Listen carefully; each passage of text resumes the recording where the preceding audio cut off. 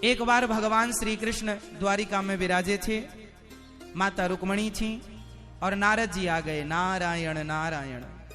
नारद जी ने कहा, प्रभु आपकी जय हो। आज मैं आपसे कुछ पूछना चाहूंगा। भगवान ने कहा, पूछो। प्रभु आपकी माया क्या है, आप जरा अपनी माया के बारे में बताइए। भगवान बोले, अच्छा चलो नारद जी, हम माया के बारे में बाद में बताएंगे, पहले हमारे संग घूमने चलो। आज नारद जी भगवान के संग घूमने गए द्वारिका के बगीचे जंगलों में। अब ध्यान दीजिएगा, एक तरफ एक नारद जी हैं और एक भगवान श्री कृष्ण हैं। दोनों लोग रथ पर चढ़े और चले। रथ को बीच जंगल में छोड़ा और भगवान नारद जी को लेकर पैदल पैदल पैदल पैदल चले। बहुत ध्यान से सुनिएगा, भी कुछ सवाल पूछूंगा आपसे। पहले मैं कहानियां सुनाता हूं, पहले मैं चर्चा सुनाऊंगा, फिर मैं आपसे सवाल पूछूंगा। आप उत्तर तभी दे पाएंगे जब ध्यान पूर्वक सुनेंगे। हाँ, नारद जी और भगवान श्री कृष्ण जंगल में प्रवेश कर गए, दोनों पैदल पैदल। भगवान श्री कृष्ण को बहुत प्यास लगी तो भगवान ने नारद जी से कहा, नारद जी हमें बड़ी प्यास लगी है, कुछ पानी का बंदोबस्त कीजिए, पानी पिलाइए। नारद जी बोले, प्रभु आप इसी पेड़ की छांव में विराजिए, हम अभी पानी लेकर आते हैं। भगवान उसी पेड़ की छांव में बैठे हैं और नारद जी पानी लेने गए। पानी लेने गए, दूर दूर तक पानी कहीं मिला नहीं। एक छोटा सा गांव उस जंगल के बीचों बीच नारद जी को दिखा। नारद जी को लगा, वाह जरूर यहां पर पानी मिलेगा। तो उस गांव में पहुंचे तो वहां एक सुंदर सी स्त्री कुएं से पानी भर रही थी।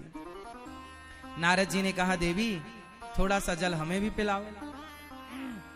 उस कन्या ने नारद जी को देखा और नारद जी ने उस कन्या को देखा। दोनों की आंखें मिली और दोनों में प्रेम हो गया।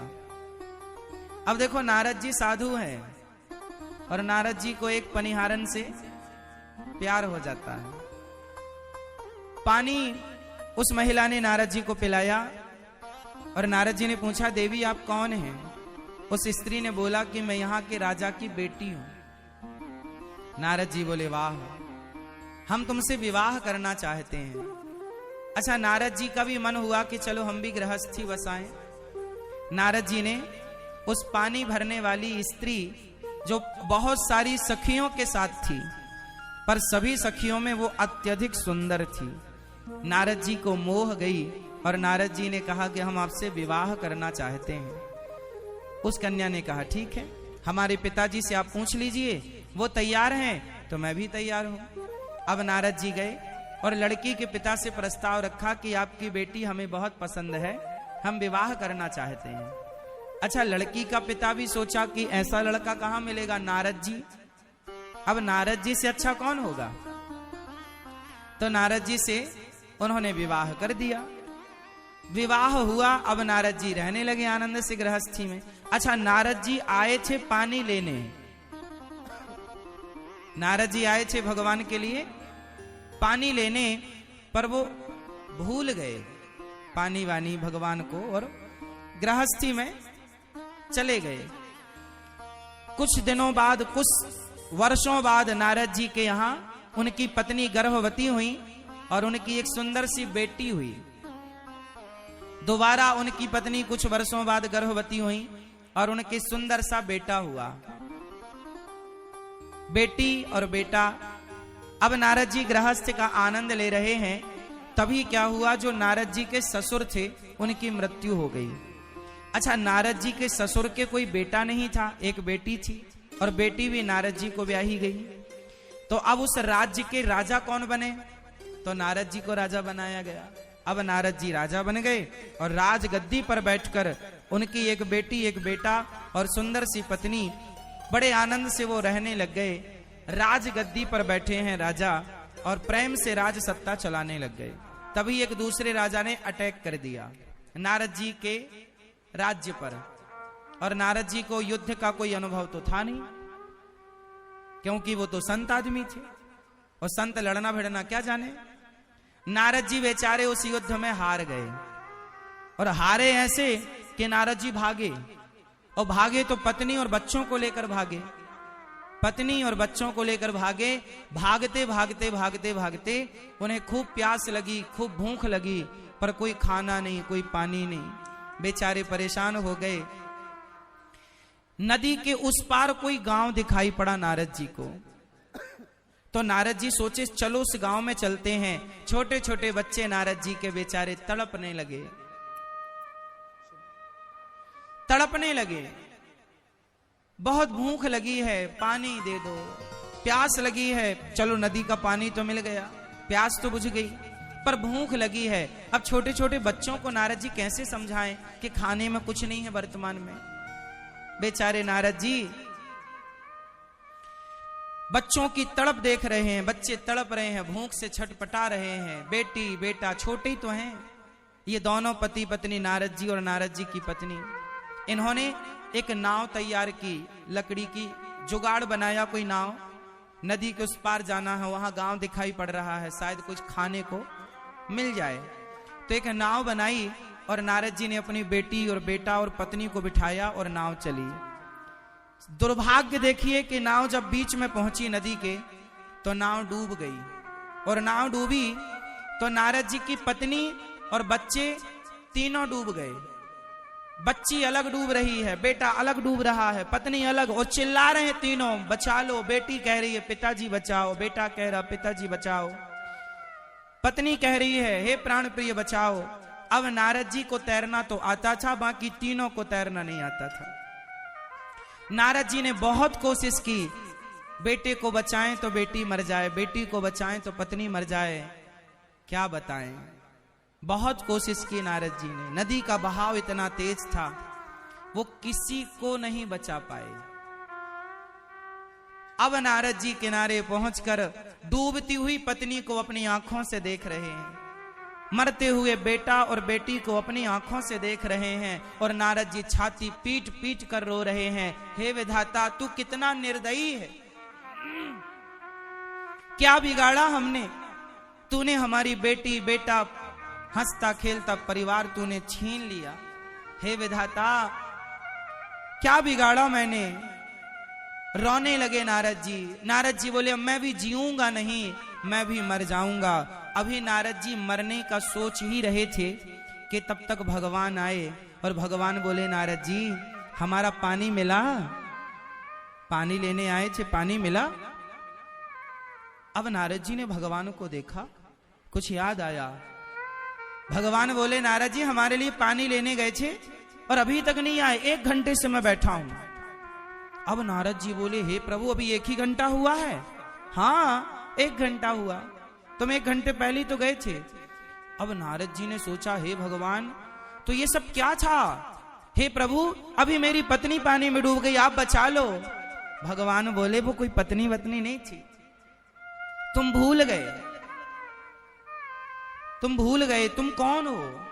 तुम उसके पति नहीं हो, तुम उसके पिता नहीं हो, तुम नारद जी हो, तुम नारद हो। तुम्हारी कोई पत्नी नहीं, कोई पुत्र नहीं।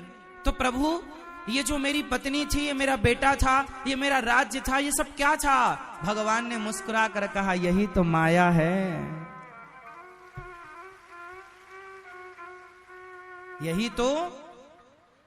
थोड़ी देर पहले नारद जी भगवान के भक्त हैं, नारद जी तो नारद जी, लेकिन थोड़ी देर में ही वो किसी के पिता बन गए, किसी के पति बन गए, और उस पति और पिता बन करके वो रोने लग गए। यही हमारे साथ होता है। जब आप अपनी मां के पेट में थे तो बताओ आप किसके पुत्र थे और किसके पति थे और किसके पिता थे, बताओ आप सब।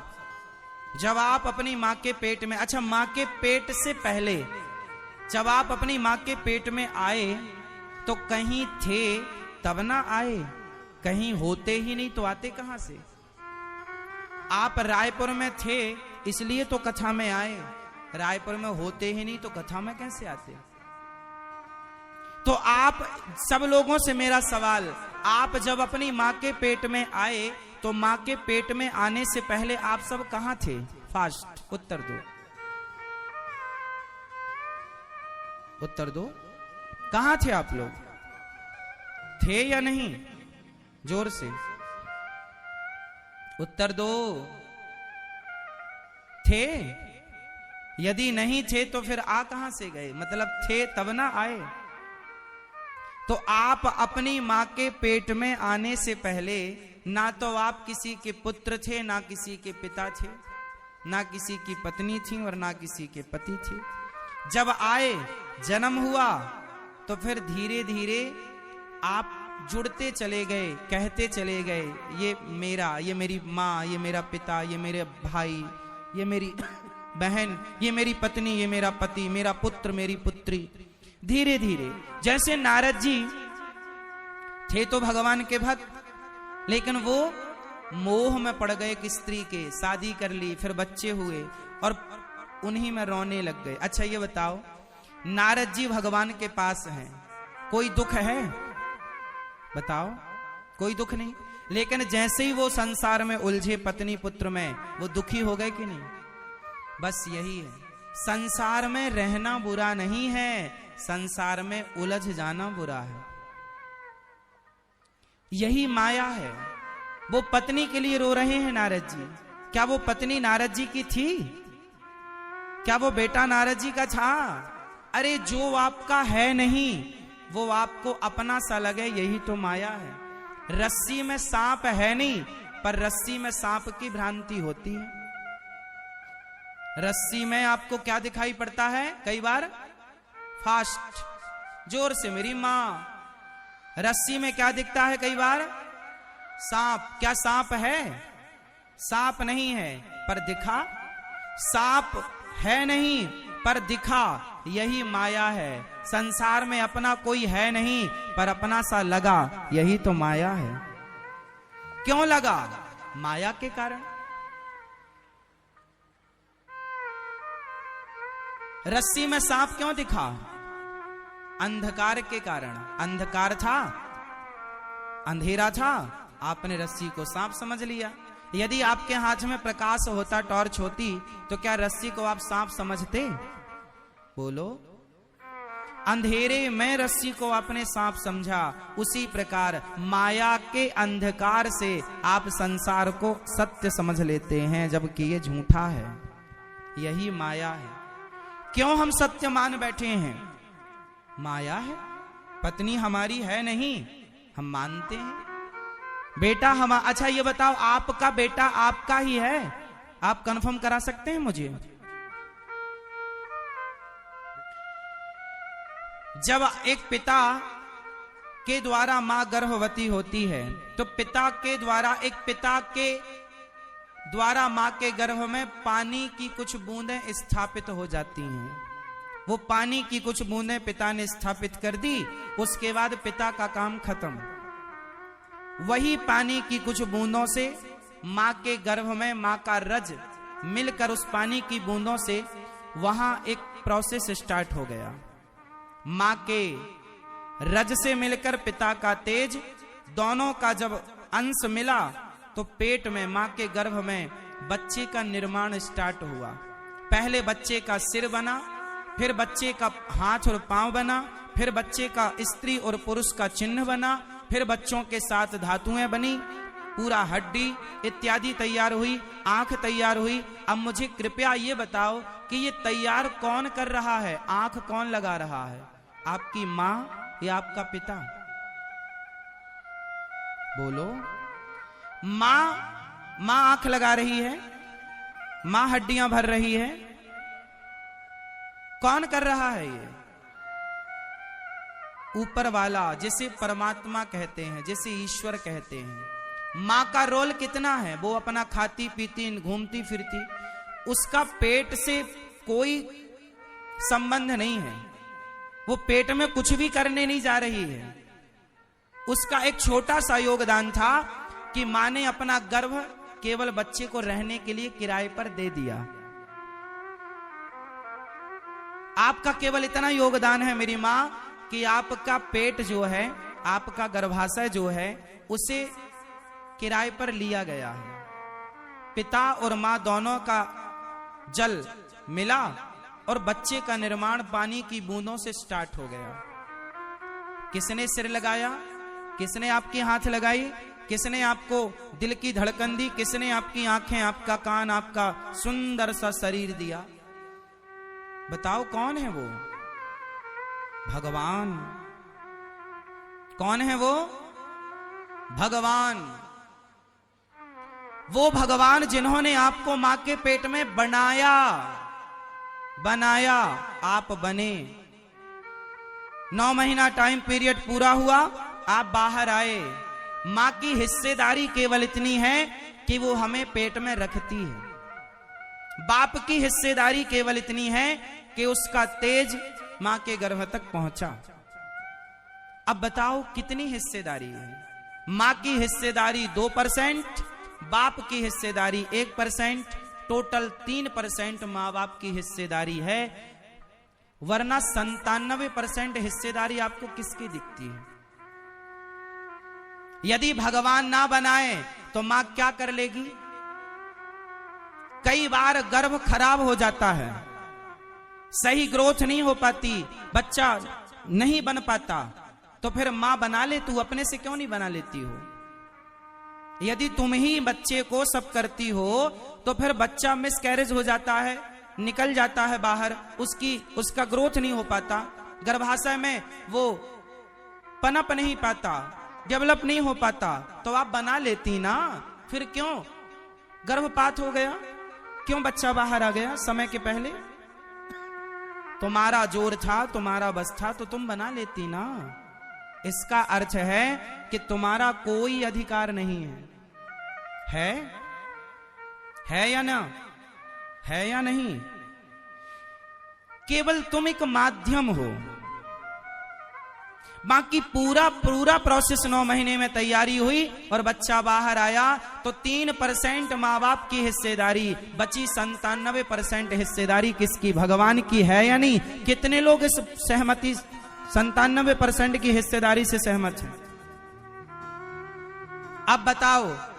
अब बताओ कि मैं अपने माँ बाप का बच्चा हूं, आप अपने माँ बाप के बच्चे हैं। अब ये बताओ एक छोटा सा प्रश्न कि आप पर आपकी माँ का या आपके बाप का या भगवान का किसका अधिकार आप पर ज्यादा है? फास्ट, आप पर किसका अधिकार ज्यादा है? जोर से भगवान का। यदि हम पर भगवान का अधिकार ज्यादा है तो जब भगवान हमें अपने पास बुला लेते हैं तो दुनिया वाले रोते क्यों हैं फिर? क्योंकि जिसका अधिकार था उसने भेजा और उसी ने वापस बुला लिया। यही ईश्वर का विधान है। इसलिए आना उसी की मर्जी और जाना उसी की मर्जी, हम तो निमित्त हैं। तो जो हम कहते हैं ना ये हमारा बेटा है, ना, हमारा कोई बेटा नहीं, हम तो केवल माध्यम बने। ये तो भगवान की ही संतान है, हम सब भगवान के हैं। इसलिए बच्चों पर भी ये अधिकार ना जमाओ कि ये मेरे हैं। ये कह दो कि नाथ सकल संपदा तुम्हारी। हे प्रभु ये सब आपका है, बेटी आपकी, बेटा आपका, परिवार आपका, व्यापार आपका। हे दीनानाथ हम भी तो आपके हैं। हम क्यों कहें कि ये मेरा है? मेरा क्या है? यदि किसी का बेटा अंधा है, लंगड़ा है, तो तुम ही यदि उसके पालनहार थे तो उसे लंगड़ा क्यों होने दिया तुमने? अंधा क्यों रहने दिया तुमने? ठीक कर लो उसकी आंखें। यदि तुम्हारे वश में कुछ है तो फिर कोई अंधा क्यों है? कोई लंगड़ा क्यों है? कोई बहरा क्यों है? मतलब तुम्हारे अधिकार में नहीं है ना ये चीजें? कोई है ना जो ये तय करता है कि ये लंगड़ा रहेगा कि अंधा रहेगा कि देखने वाला रहेगा? कोई है ये तय करने वाला जो ये तय करने बैठा है कि आप चल पाओगे या नहीं चल पाओगे, आप देख पाओगे या नहीं देख पाओगे? कोई है ये तय करने वाला। इसलिए जो है ये तय करने वाला वही भगवान है और उसी की हिस्सेदारी ज्यादा है। इसलिए हम ये ना कहें कि ये मेरा है, सब भगवान को सौंप दो। है सब भगवान का लेकिन अपना मान रहे हो, यही तो माया है ना मेरी माँ, यही तो माया का पर्दा है सब कुछ ईश्वर का। लेकिन अज्ञानवश हमने क्या मान लिया? मेरा। आप क्या कहती हो? ये बेटा मेरा है, ये बेटी। सपने में भी आपने नहीं सोचा, आप ताल ठोक के कहते हैं 100% मेरा बच्चा है ये। तो फिर भगवान क्या कर रहे थे? सब तुम्हारा है। अब देखो ना, सब कुछ भगवान का है, पूरा मटेरियल भगवान का है, लेकिन आपने दावा ठोक दिया कि ये मेरा है। हेलो दोस्तों, तो स्वागत है मेरा इस YouTube चैनल पर आर के भक्ति पर। और कैसे हैं आप लोग? आशा करता हूं कि ठीक होंगे। और यदि मेरा इस वीडियो को सुनने में अच्छा लगा होगा तो चैनल को सब्सक्राइब ज़रूर करें और वीडियो को लाइक ज़रूर कर दें, ताकि अगला नोटिफिकेशन आप तक तुरंत पहुंचे। तब तक बने रहिए इस वीडियो पर। मिलते हैं किसी नेक्स्ट वीडियो के साथ।